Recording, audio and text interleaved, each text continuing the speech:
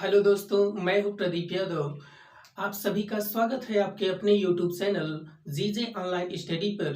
तो आज की इस क्लास में हम आप जानेंगे संख्या और संख्या पद्धति यानी नंबर एंड नंबर सिस्टम के बारे में, जिससे रिलेटेड लगभग सभी प्रकार के एग्जाम में क्वेश्चन रखे जाते हैं।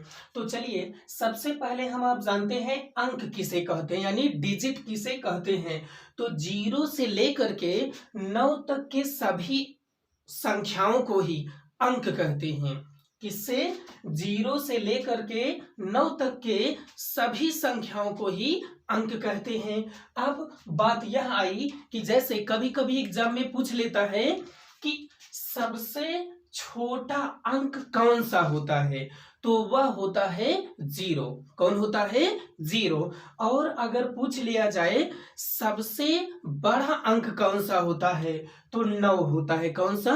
9। तो यहां पर आप लोग इसको इंगित भी कर सकते हो, यानी सबसे छोटा अंक 0। इसके बाद अब बात की जाए अगर सबसे बड़े अंक की, तो यानी सबसे बड़ा अंक 9 होता है। कौन होता है? 9। तो चलिए इसी कड़ी में आगे बढ़ते हैं। आगे आता है आपका प्राकृतिक संख्या किसे कहते हैं यानी नेचुरल नंबर, विच कॉल्ड नेचुरल नंबर। तो बहुत ध्यान से देखिएगा, गिनती की संख्या को ही प्राकृतिक संख्या कहते हैं। कौन सी संख्या कहते हैं? प्राकृतिक संख्या। प्राकृतिक संख्या 1 से लेकर के अनंत तक होती है। कहां से कहां तक? 1 से अनंत तक होती है। तो अब बात अगर कर लिया जाए कि सबसे छोटा या सबसे छोटी प्राकृतिक संख्या कौन सी है, तो यानी सबसे छोटी प्राकृतिक संख्या 1 होती है। कौन होता है? 1। अब अगर बात कर ली जाए कि सबसे बड़ी प्राकृतिक संख्या कौन होती है, यानी सबसे बड़ी प्राकृतिक संख्या, तो सबसे बड़ी प्राकृतिक संख्या अनंत है। इसको ज्ञात करना असंभव है। तो अब इसी कड़ी में आगे की ओर बढ़ते हैं। पूर्णांक या पूर्ण संख्या किसे कहते हैं? यदि प्राकृतिक संख्या में संख्यांक 0 सम्मिलित हो जाए, कौन? संख्यांक 0 सम्मिलित हो जाए, तो ऐसे ही संख्या परिवार को पूर्ण संख्या कहते हैं। कौन सी संख्या? पूर्ण संख्या। यानी अब बात की जाए कि प्राकृतिक संख्या, तो प्राकृतिक संख्या में देखिए 1 से लेकर के अनंत तक है। अब इसी में अगर केवल 0 को सम्मिलित कर दिया जाए, तो ऐसी संख्या परिवार को ही पूर्ण संख्या कहते हैं। कौन सी संख्या? पूर्ण संख्या कहते हैं। अब बात आ जाती है कि सबसे छोटी पूर्ण संख्या कौन सी होती है, तो यहां पर देखिएगा सबसे छोटी पूर्ण संख्या 0 होती है। कौन होती है? 0। अब बात अगर कर ली जाए सबसे बड़ी पूर्ण संख्या की, तो यहां ध्यान दीजिएगा, सबसे बड़ी पूर्ण संख्या, तो सबसे बड़ी पूर्ण संख्या जो होती है वह इन्फिनिटी होती, अनंत होती है। इसकी कोई सीमा नहीं है। जैसे मान लीजिए कोई अगर कह देता है कि सबसे बड़ी पूर्ण संख्या 100 है, तो गलत है। अब उसके आगे कोई अगला व्यक्ति एक 0 और बढ़ा दिया, तो वह उससे भी बड़ी हो गई। इसलिए सबसे बड़ी पूर्ण संख्या जो होती है वह अनंत मानी गई है। इसके बाद आता है आपका सम संख्या। कौन सी संख्या? सम संख्या। अब यानी ऐसी प्राकृतिक संख्या जो 2 से पूर्णतः विभाजित हो जाए, इसके बाद वह कुछ भी शेष के रूप में ना बचे, तो ऐसी ही संख्या को हम आप सम संख्या के नाम से जानेंगे। किस संख्या के? सम संख्या के नाम से। तो सम संख्या के अंतर्गत कौन कौन आते हैं? जैसे 2, 4, 6, 8 डॉट डॉट इन्फिनिटिव अनंत। अब बात कर ली जाए अगर नोट इंपॉर्टेंट की, तो यानी जिन संख्याओं के अंत में 0, 2, 4, 6, 8 आवे वह संख्या सम संख्या कहलाती है। अब बात यह आ जाती है कि अगर सबसे बड़ी सम संख्या की बात कर ली जाए, सबसे बड़ी, तो वह अनंत होती है। अब अगर सबसे छोटी सम संख्या की बात की जाएगी तो वह होती है 2। तो यहां ध्यान दीजिएगा, सबसे छोटी सम संख्या, सम संख्या 2 होती है। और अगर बड़ी की बात की जाए तो यानी सबसे बड़ी सम संख्या, सम संख्या, तो वह इनफिनिटिव होती है। कौन सी? अनंत होती है, इसकी कोई सीमा नहीं है। तो अब आगे की ओर बढ़ते हैं, देखते हैं कि विषम संख्या किसे कहते हैं। विषम संख्या किसे कहते हैं? यानी ऐसी संख्या जो 2 से पूर्णतः विभाजित ना हो, ऐसी संख्या जो 2 से पूर्णतः विभाजित ना हो उसे ही विषम संख्या कहते हैं। अथवा नोट के रूप में, ऐसी संख्या जिसके इकाई स्थान पर 1, 3, 5, 7, 9 आवे, 1, 3, 5, 7, 9 आवे, वह संख्या ही विषम संख्या कहलाती है, अर्थात ऑड नंबर कहलाती है। तो अब अगर यह बात की जाए कि सबसे छोटी विषम संख्या कौन होती है, तो ध्यान दीजिएगा, सबसे छोटी विषम संख्या, विषम संख्या, तो सबसे छोटी विषम संख्या जो होती है वह 1 होती है। अब अगर बात कर ली जाए सबसे बड़ी विषम संख्या की, तो यानी सबसे बड़ी विषम संख्या, सबसे बड़ी विषम संख्या जो होती है वह अनंत होती है।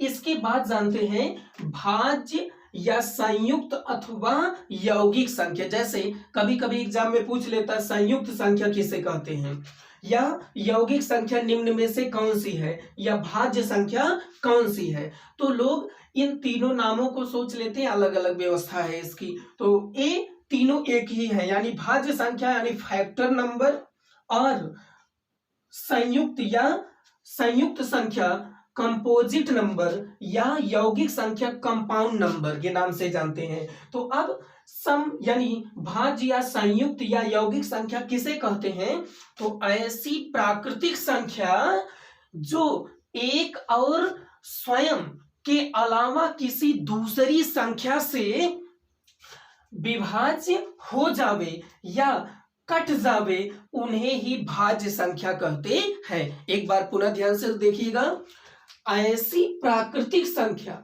जो एक और स्वयं के अलावा भी किसी अन्यत्र संख्या से कटे उसे ही भाज्य या संयुक्त या यौगिक संख्या कहते हैं। अब जैसे 4, 6, 8, 9, 10 डॉट डॉट इन्फिनिटिव। अब यहां पर बात कर ली जाए कि जैसे 2 है, तो यानी 2 किससे किससे कटेगा, यानी इसका अपवर्त कौन कौन सा है, तो 1 से कटेगा, 2 से कटेगा, यानी 1 से कट रहा है और स्वयं से कट रहा है। तो कहा क्या गया है, ऐसी संख्या जो एक और स्वयं के अलावा किसी अन्यत्र दूसरी संख्या से भी कटे उसे ही भाज्य संख्या मानेंगे। तो यानी 2 एक भाज्य संख्या नहीं है। तो अब अगली संख्या हम ले लेते हैं यहां पर, मान लीजिए 4। तो 4 किससे किससे कटेगा, 1 से भी कटेगा, 2 से भी कटेगा और 4 स्वयं से भी कटेगा। अब देखिए 1, 2, 3 संख्या हो गई, यानी स्वयं और 1 के अलावा भी इसमें 2 सम्मिलित है, 2 से भी यह कट जाएगा। अतः इसलिए 4 एक भाज्य या संयुक्त या यौगिक संख्या मानी जाएगी। तो अब इसी कैटेगरी में आपसे क्वेश्चन कैसे पूछा जाएगा, तो ध्यान दीजिएगा, पूछ सकता है कि सबसे छोटी भाज्य संख्या, भाज्य संख्या कौन है, तो सबसे छोटी भाज्य संख्या जो है वह 4 है। इसके बाद अब पूछ सकता है सबसे बड़ी भाज्य संख्या कौन सी है, तो यानी सबसे बड़ी भाज्य संख्या भाज्य संख्या प्राप्त करना असंभव है, यानी अनंत है। कैसी है? अनंत है। तो अब आगे की ओर बढ़ते हैं। अभाज्य असंयुक्त अथवा ऋण संख्या, यानी प्राइम और कोवेंशियल नंबर। तो अब देखते हैं, यानी ऐसी प्राकृतिक संख्याएं जो एक और स्वयं के अलावा किसी भी दूसरी संख्या से पूर्णता विभाजित ना हो, तो उन्हें अभाज्य संख्या कहते हैं। यानी ऐसी दी गई प्राकृतिक संख्याएं जो केवल एक से कटे और स्वयं से कटे, इसके अलावा किसी भी दूसरी संख्या से वह विभाजित ना हो पूर्णतः, तो ऐसी संख्याओं को ही अभाज्य संख्या कहते हैं। जैसे 2, 3, 5, 7, 11, 13 डॉट डॉट अनंत। यानी अब एग्जाम में क्वेश्चन किस तरह से इससे रिलेटेड बनेगा, तो बहुत ही ध्यान से देखिएगा। पहला क्वेश्चन, यानी पहला क्वेश्चन पूछ सकता है कि सबसे छोटी अभाज्य संख्या, अभाज्य संख्या, तो यानी सबसे छोटी अभाज्य संख्या कौन सी है? 2। अब कुछ लोगों के दिमाग में चल रहा होगा कि आखिर एक को क्यों नहीं लिया गया, तो भैया अभाज्य संख्या उसे ही कहेंगे जो एक से कटे और स्वयं से कटे। तो एक तो स्वयं केवल 21 से कट रही है, ठीक, और स्वयं से भी कट जा रही, लेकिन एक को अभाज्य संख्या के अंतर्गत नहीं रखा जाता है। तो यानी सबसे छोटी अभाज्य संख्या कौन सी है? 2। अब अगर बात कर ली जाए कि सबसे बड़ी अभाज्य संख्या, अभाज्य संख्या, तो सबसे बड़ी अभाज्य संख्या को प्राप्त करना असंभव है। यानी सबसे बड़ी अभाज्य संख्या जो होती है वह इन्फिनिटिव होती है। अभी हाल ही में पिछले वर्ष जो टेट या सुपर टेट की वैकेंसी आई थी, उसमें पहली बार यानी टेट में एक क्वेश्चन रखा गया था इससे रिलेटेड कि 1 और 100 के बीच में, 1 और 100 के बीच में कुल कितनी अभाज्य संख्याएं आती हैं? तो 25 संख्याएं आती। कितनी संख्याएं आती हैं? 25, 1 और 100 के बीच में। ऐसा भी घुमा कर पूछ सकता है। अब यानी 1 से लेकर 100 तक कुल कितनी अभाज्य संख्याएं आती है, तब भी कुछ आंसर वही होगा, यानी 25 अभाज्य संख्याएं आती हैं। इसके बाद ध्यान से देखते हैं जुड़वा अभाज्य संख्या, यानी twins prime number. Twins prime number किसे कहते हैं? तो बहुत ध्यान से देखिएगा। ऐसी दो अभाज्य संख्याएं जिनके बीच का अंतर 2 हो, तो वे ही दोनों संख्याएं जुड़वा अभाज्य संख्याएं कहलाती हैं। जैसे 3, 5, देखिए 3 और 5 के बीच में कितने का अंतर है? 2 का। 5, 7, 5 और 7 के बीच में कितने का अंतर? 2 है। 11, 13, इनके बीच का भी अंतर 2 है। इसी तरह से डॉट डॉट अनंत। अब इससे रिलेटेड क्वेश्चन इस तरह से पूछ सकता है, जैसे 4 ऑप्शन दे देगा। पहले में दे दिया है 4, 5, दूसरे में दे रखा है 3, 7, तीसरे में दे रखा है 3, 5, चौथे में दे रखा है 9, 11। 9, 11। तो यानी अब बहुत ध्यान से देखिएगा, पूछ ले रहा है कि दिए गए ऑप्शन में कौन जुड़वा अभाज्य संख्या है। तो अब देखिए यहां 4 और 5 के बीच में अंतर 1 है, ये तो वैसे भी नहीं है। चलिए इसके बाद 3 और 7 के बीच में, इसमें भी बहुत ज्यादा अंतर है, यानी टोटल 4 का अंतर है, तो ये भी जुड़वा अभाज्य तो वैसे है ही नहीं। फिर यहाँ 3 और 5 तो ए हो सकती है। इसके बाद 9 और 11, इसमें भी देखो 2 का अंतर है।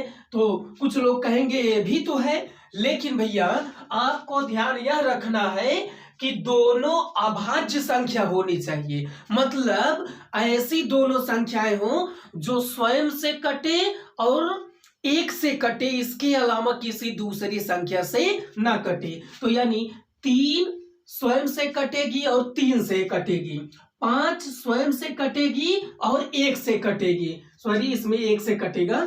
फिर 9 1 से भी कटेगा, 3 से भी कटेगा और स्वयं से भी कटेगा।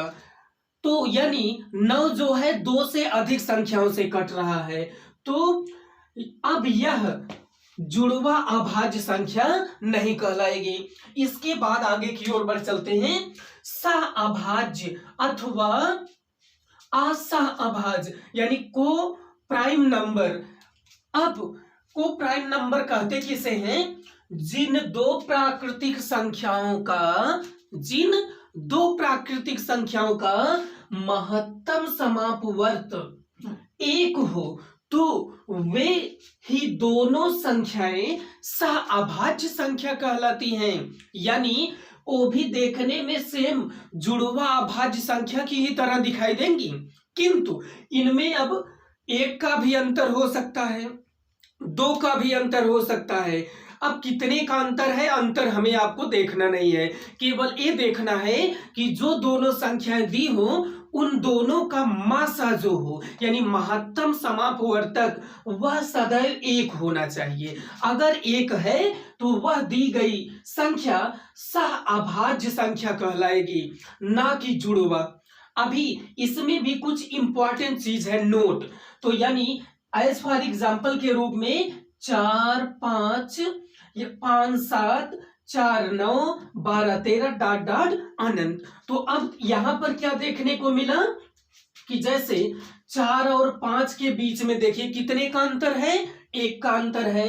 और फिर 5 और 7 के बीच में 2 का अंतर है, ठीक।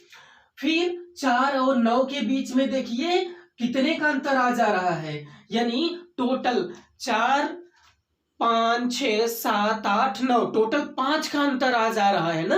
तो यानी अब इसमें हमें आपको ये नहीं देखना है केवल 2 का अंतर हो कि 1 का अंतर हो, अंतर चाहे जितने का हो, केवल जो दोनों संख्याएं एक साथ दी हैं उन दोनों का मासा जो है वह सदैव 1 ही होना चाहिए। तो अब देखिए जैसे 4 और 5 दिया गया है तो 4 का मासा निकालिएगा, 1 गुणे 2 गुणे 2, इसको अपवर्त के रूप में तोड़ेंगे तो ये आ जाएगा।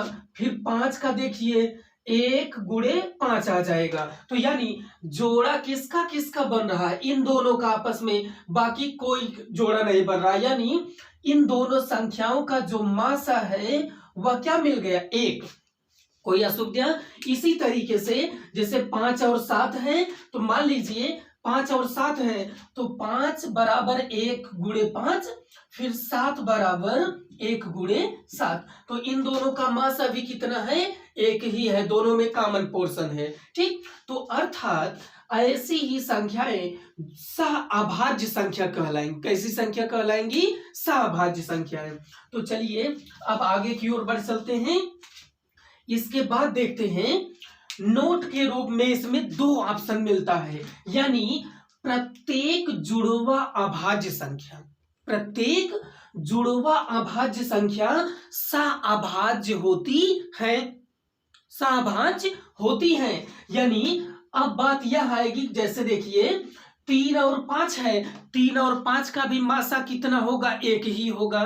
तो यानी यह भी सह-अभाज्य संख्या के अंतर्गत आएगी, किंतु सभी सह-अभाज्य संख्याएं जुड़वा अभाज्य कभी नहीं हो सकती। जैसे यहां देखिए 4 और 5, इनके बीच का अंतर कितना है, 1 ही है। तो यानी यह जुड़वा अभाज्य संख्या नहीं कहलाएगी। लेकिन यहां पर देखिए 5 और 7 यह सह-अभाज्य कहलाएगी, क्योंकि इसका भी एलसीएम कितना होगा, यानी सॉरी मासा कितना होगा, 1 ही होगा। फिर कह रहा है कि 2 क्रमागत प्राकृतिक संख्याएं सअभाज्य संख्या होती है। क्रमागत का मतलब क्रम से अगर रखा जाए, जैसे एक के साथ दो को रख दिया जाए, एक और दो का मासा एक है। फिर दो और तीन को रख दिया जाए तो दो और तीन का मासा भी एक है। फिर तीन और चार को रख दिया जाए तो उनका भी मासा एक ही है। फिर ऐसे ही चार पांच, पांच छः, छः सात, सात आठ, आठ नौ, ऐसे ऐसे अगर रख दिया जाए तो वे सब प्राकृतिक संख्याएं सअभाज्य संख्या के अंतर्गत मानी जाएंगी। तो अब इसी कड़ी में आगे बढ़ते हैं और देखते हैं कि संपूर्ण संख्या किसे कहते हैं, यानी होल नंबर। होल नंबर किसे कहते हैं?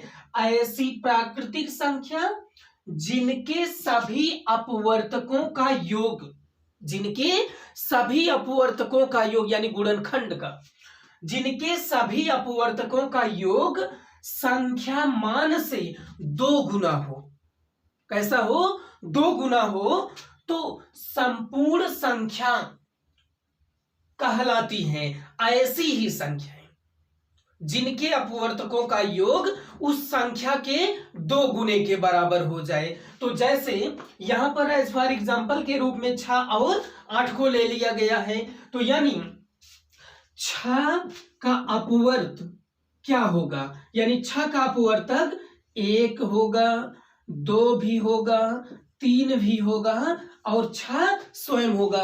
अपवर्तक का मतलब भैया कि 6 जिन जिन संख्याओं से कटे उन संख्याओं को आपस में जोड़ा जाएगा तो सदैव 6 का 2 गुना के बराबर आ जाएगा। तो ऐसी ही संख्या को संपूर्ण संख्या यानी होल नंबर कहते हैं। तो अब देखिएगा 6 3 9 3 12, यानी यहां पर मिल गया 12। तो यानी 6 के अपवर्तकों का योगफल कितना मिल गया? तो 12। यानी 6 क्या है? 6 संपूर्ण संख्या है। इसी तरीके से यहां पर देखिएगा 28, 28 को देखिए किससे किससे कटेगा? 1 से कटेगा, 2 से कटेगा, 3 से नहीं कटेगा, 4 से, 4 सते 28, 4 से कट जाएगा। फिर इसके बाद 7 से कट जाएगा, फिर 14, 28। तो अब ध्यान दीजिएगा, इनको जोड़ते हैं तो जोड़ने पर देखिए क्या प्राप्त होता है। तो यहां पर देखिएगा सबसे पहले 7 3 10, 10 4 14, 14 14 28, 28 दूना। अब यहां पर देखिएगा यानी 8 8 16 के 6, हासिल लगा 1 2 2 4 1 5, यानी 56। तो 28 दूना 56। तो यानी 28 भी संपूर्ण संख्या है। तो दोस्तों आज की यह क्लास आपको कैसी लगी? अगर अच्छी लगी तो प्लीज वीडियो को लाइक करें, शेयर करें और कमेंट करें। यदि आप नए हैं तो चैनल को सब्सक्राइब अवश्य कर लें और ऊपर दिए गए बेल को अवश्य प्रेसित कर लें, ताकि जैसे ही अगली क्लास प्रारंभ हो तो वह सबसे पहले नोटिफिकेशन आप तक पहुंच सके। तो थैंक यू, धन्यवाद आप सभी को।